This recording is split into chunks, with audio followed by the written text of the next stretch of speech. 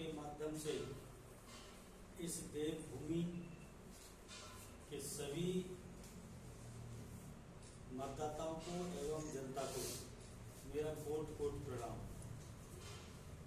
मेरा नाम दिनेश कुमार भाटी है और मैं निर्दलीय प्रत्याशी के रूप में मंडी लोकसभा क्षेत्र से लड़ रहा हूँ। मेरा जन्म उत्तर प्रदेश में हुआ है और मैं संघ माने राष्ट्रीय स्वयंसेवक संघ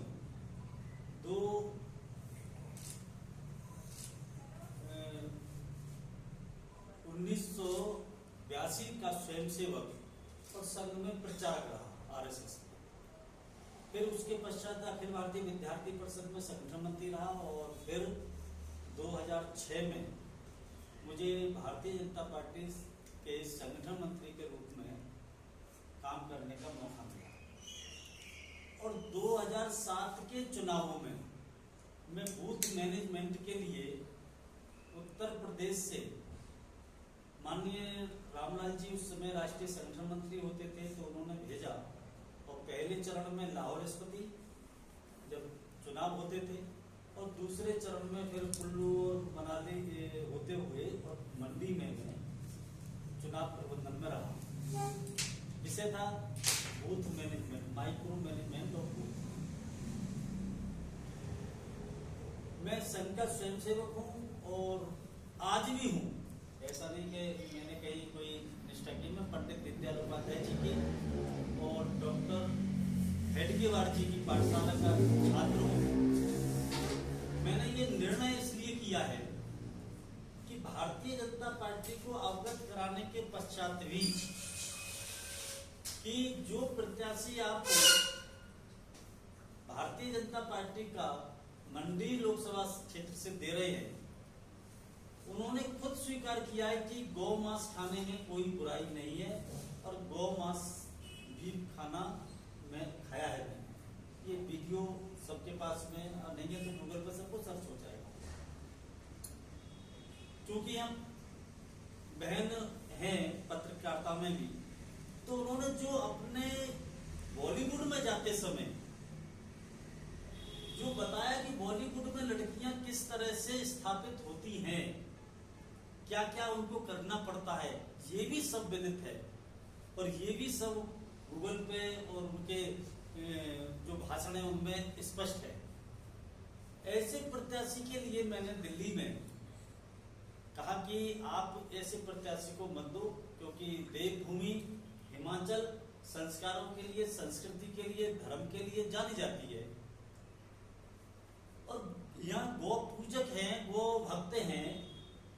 ऐसे प्रत्याशी को मत उतारो। मेरी बात को इग्नोर किया गया और उनको प्रत्याशी बनाया गया। मैंने तय कर लिया कि जो संगठन, जो व्यक्ति पंडित दीनदयाल उपाध्याय जी के, डॉक्टर हेडगेवार जी के विचारों की धज्जियां उड़ाएंगे, उनको नष्ट करेंगे, उनको दूषित करेंगे, ऐसे लोगों के विरुद्ध में अवश्य ही विरोध प्रदर्शन करने के लिए और विरोध जताने के लिए वो काम करूंगा जो कि समाज में इस प्रकार का संदेश जाए कि ऐसे लोगों से दूर रहे। इसी कारण से मैंने मंडी लोकसभा क्षेत्र से नामांकन कराया। मैंने मंडी की प्रेस वार्ता में भी एक बात कही थी कि इस प्रत्याशी को टिकट देते समय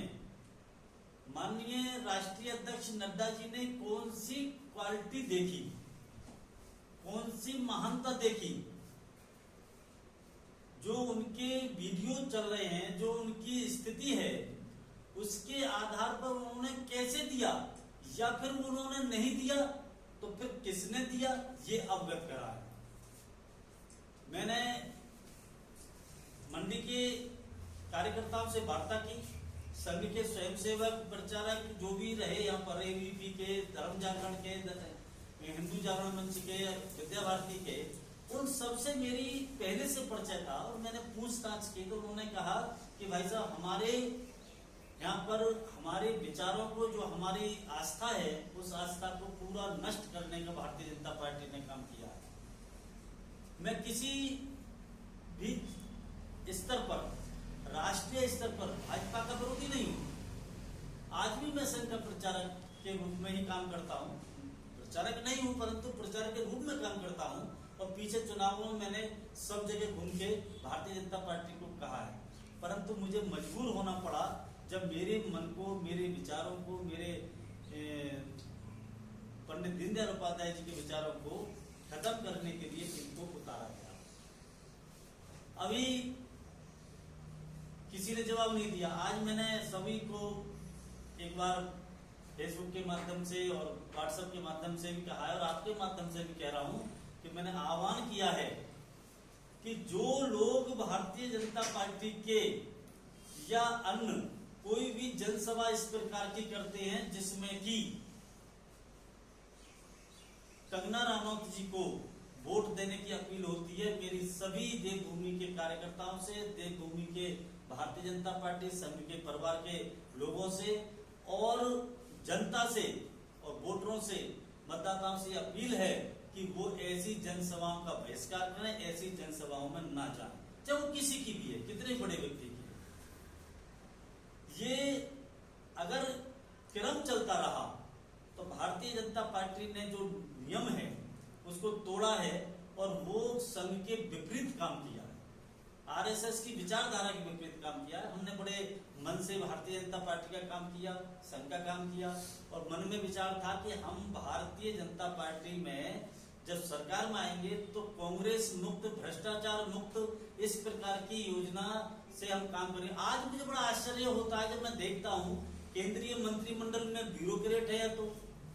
या 70% भ्रष्टाचारी आ गए। जो कांग्रेस भ्रष्टाचारी की कीचड़ थी वो आज भाजपा में है। अब कोई मेरे से पूछने लगे कि क्या कांग्रेस भ्रष्ट रही? कांग्रेस का सब भ्रष्टाचार भारतीय जनता पार्टी में स्थापित हो गया। जब ऐसी स्थिति में संघ के स्वयंसेवकों ने जिस समय से काम किया है उनके मन पे कैसी पीड़ा होगी कि आज मंत्रिमंडल में, आज पदों पर, मैं आपको उदाहरण देता हूं कि रोज पट्टा डाल के कांग्रेसियों को, रोज पट्टा डाल के बसपाइयों को, रोज पट्टा डाल के सपाइयों को, रोज जो पट्टा डाल के बुला रहे हैं और उनको सदस्यता दे रहे हैं। और कार्यकर्ता की अगर किसी रूप में देखा जाए तो भारतीय जनता पार्टी की इस मंडी लोकसभा में लाखों कार्यकर्ताओं की राजनीतिक हत्या भारतीय जनता पार्टी के कुछ नेताओं ने मंडी में रहने वाले या हिमाचल में रहने वालों ने की है। उन्होंने 5 वर्ष तक कंटिन्यू ये रहता है कि बूथ का काम करो, पर्चा प्रमुख बनाओ, बूथ पर मीटिंग करो, आज ये रैली है, आज ये काम है, आज वो काम है। और उसके पश्चात 5 वर्ष तक बेचारे वो दड़ी बिछाते हैं, मेहनत करते हैं, गाड़ियां भर के